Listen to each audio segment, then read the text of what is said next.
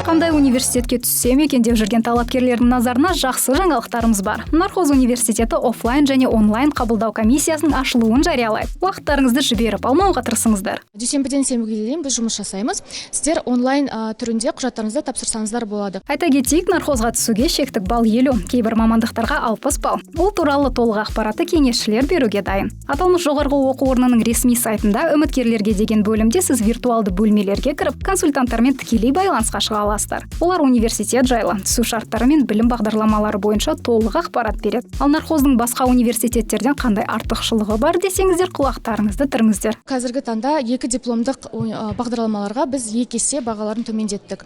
Қазіргі таңда ол Кавентри университеті, Ұлыбританияда орналасқан. Ол жерде маркетинг, менеджмент, есеп және аудит, қаржы деген мамандықтарды оқи аласыздар.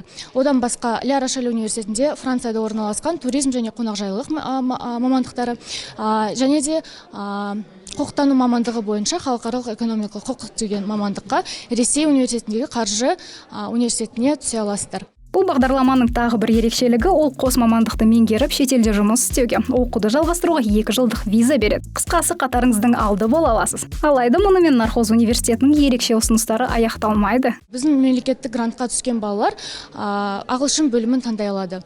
Ол неге байланысты? Өйткені қазақ, орыс, ағылшын бөлімі бізде бір бағамен оқытылады. 900 мың теңге бірінші жылына.